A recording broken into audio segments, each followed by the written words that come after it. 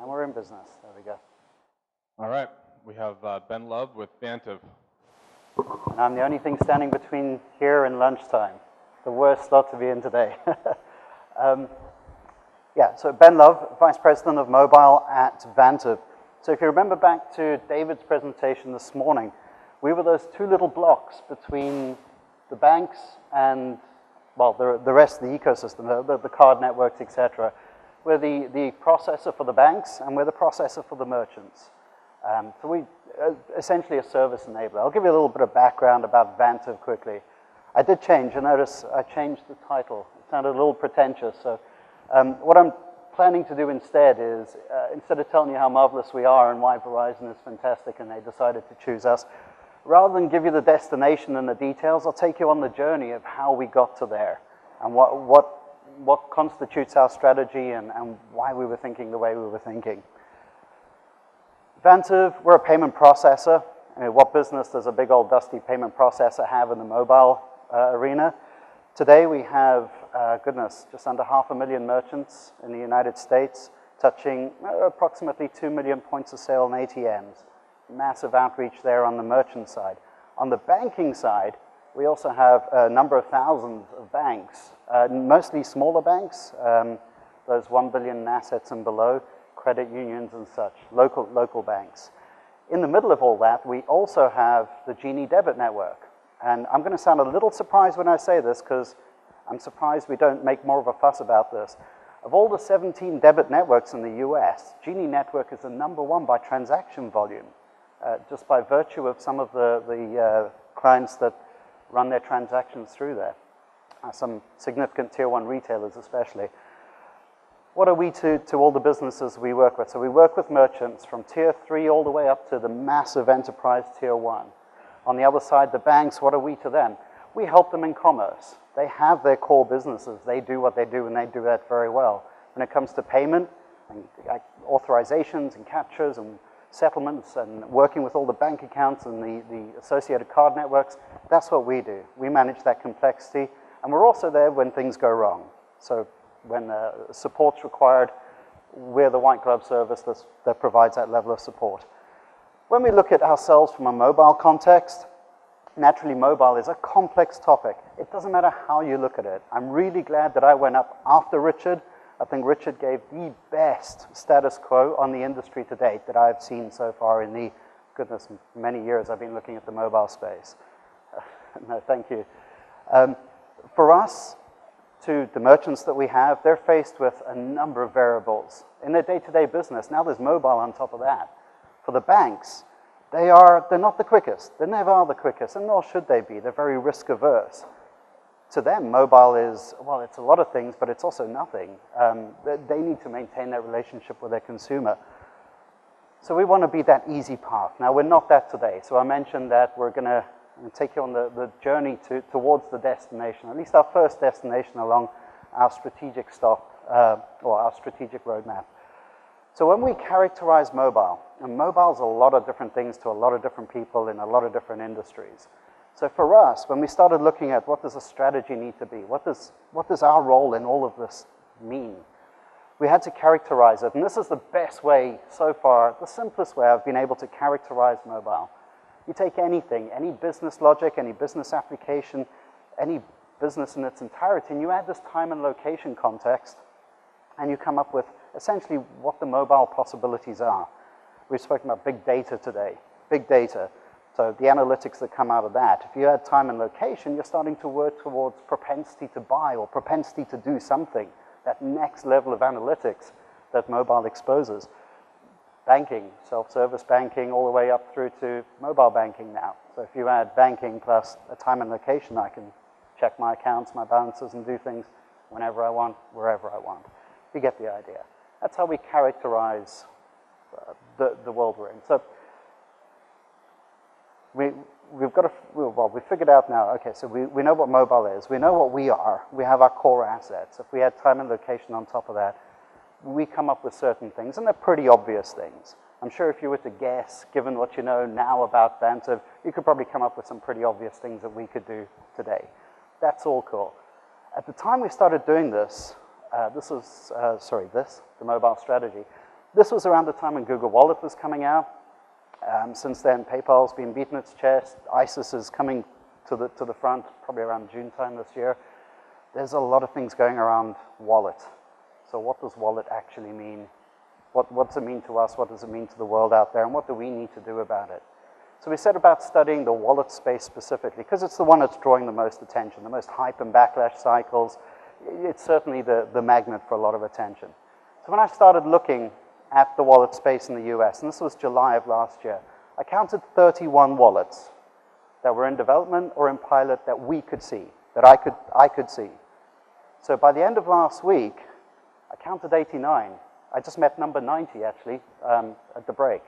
So there's now 90 wallets that I know of in the US today. So when you think about it from our merchants' perspective, from our bank's perspective, what are they going to do about that? Probably nothing. These are a lot of decisions to make.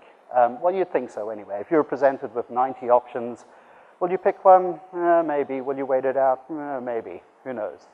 So that's the wallet landscape. It's really difficult to work with 90. We don't know what that is. So to break it down, we were able to break it down into 6 categories. And these are important. I'm going to go through these just purely to give you the background. And it's more by coincidence than by design, in line and complementary to everything you've heard already so far today. So retailer wallets.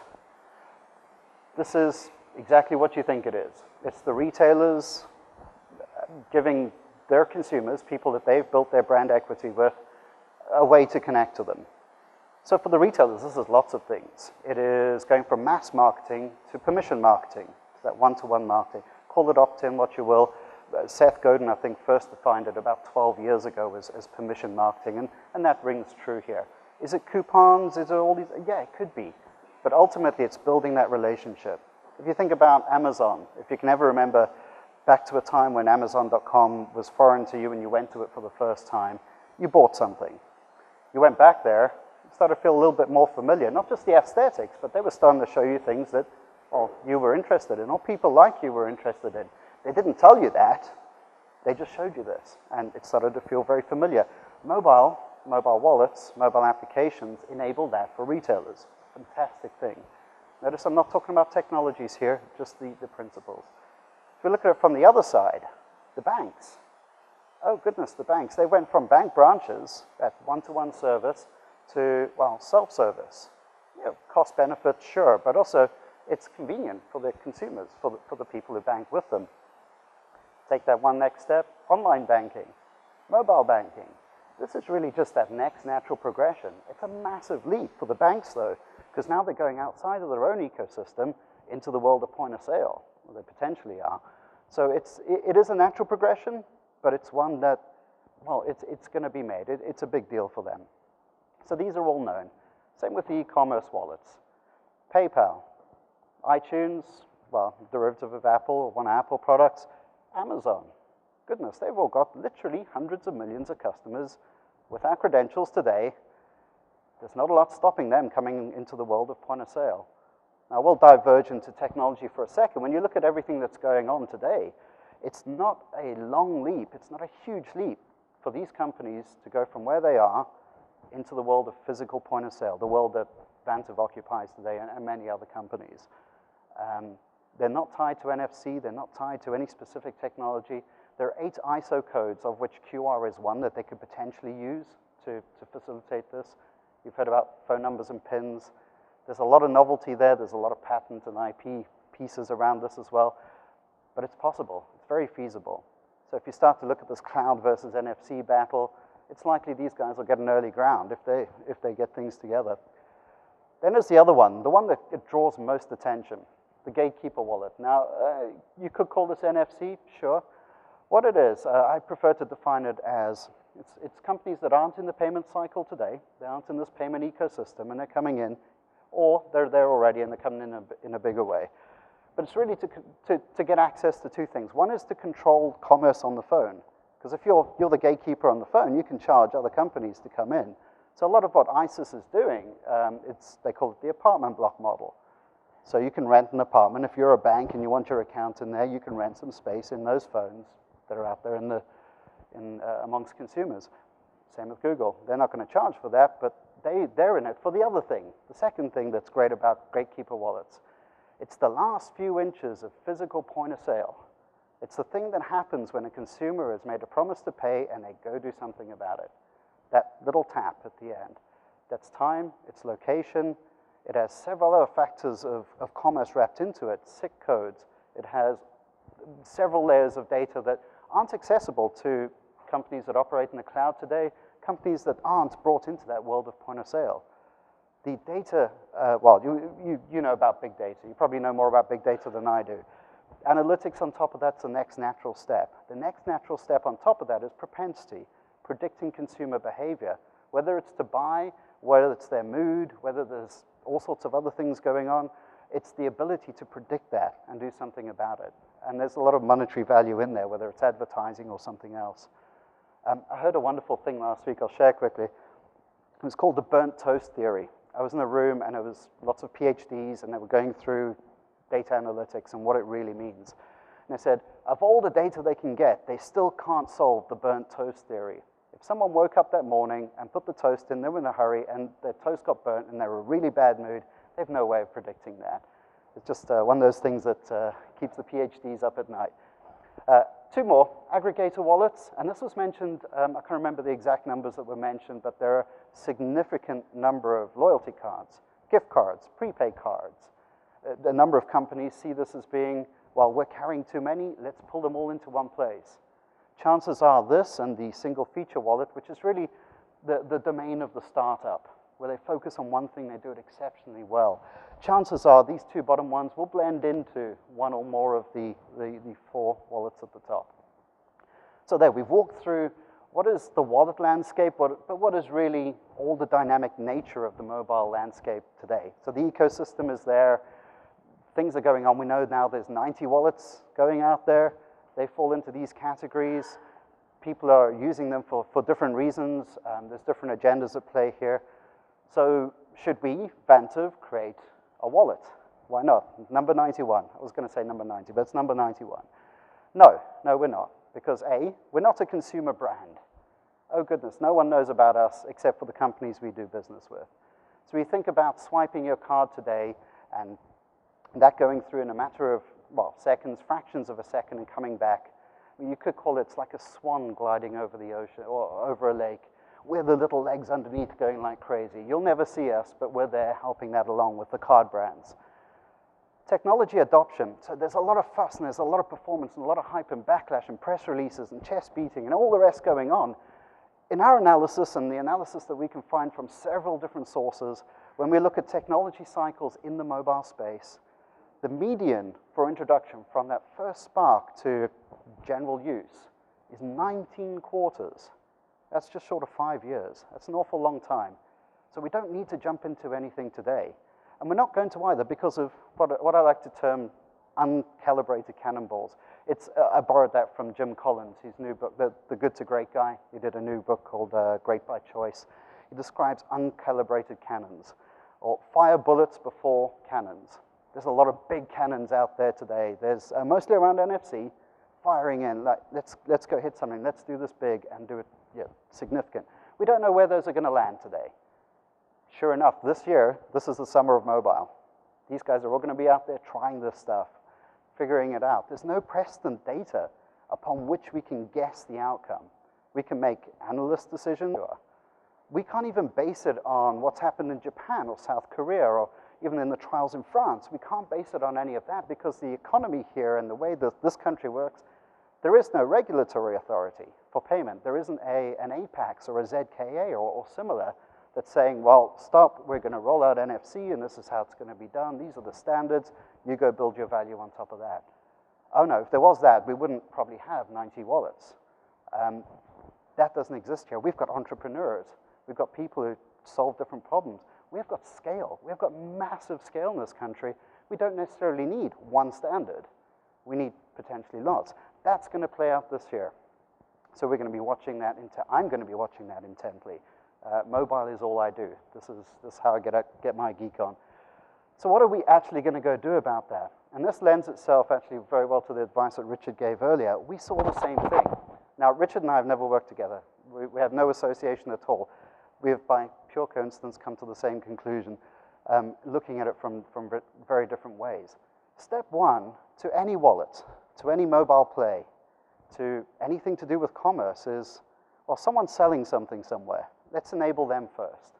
So before we look at all the fancy pants technologies everywhere, anywhere, let's figure out what the merchant wants. So we figured we're going to fire a couple of little bullets and see how it goes, because there's no precedent data. People are used to a certain way. In essence, a lot of what mobile is in the commerce space is competing with consumption. We already use cards. There's already terminals out there. That's not going to go away anytime soon. Probably not, probably is, who knows? We don't know the dynamics of it. So our first little bullet was to take what's on a terminal and put it on a phone. If you could predict what we were going to do, this would probably be it. And we did that. And we did it pretty well. We're selling, goodness, I can't remember exactly how many hundreds and hundreds of accounts each month on this. Is this Square? No, this is above. Square is more consumer to seller. This is above that. This is the tier 3 merchant base who want to go on the road, the nomadic merchant, if you will. So we did that, and it went actually pretty well. It's very basic, but it does what it needs to do. No major science project here. So we added to this as well. We did this on an iPad, and it worked. It worked very well, and we're very pleased with ourselves because of it.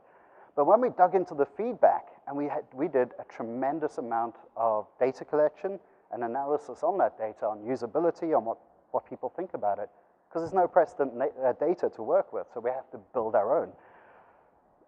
We built that up, and we found that, well, payment's only one of goodness knows how many things a business needs to do every day.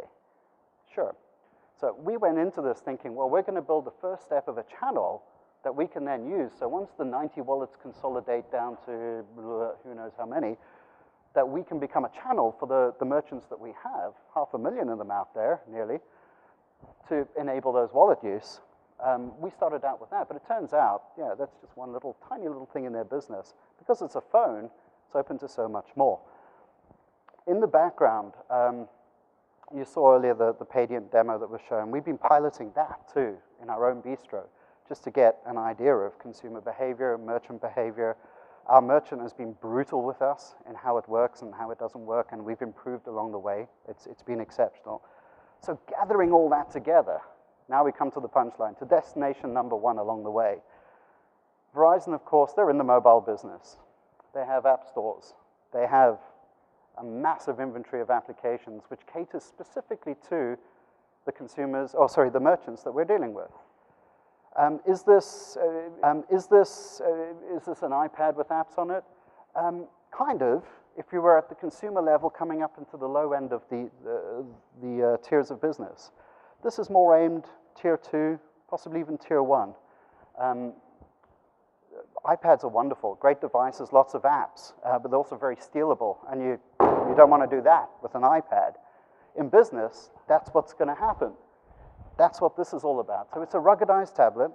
It's PCI secured as well, so there's several layers of security on top of that so that people can't load their own applications in there on the fly. The App Store itself is secured down to what it needs to be.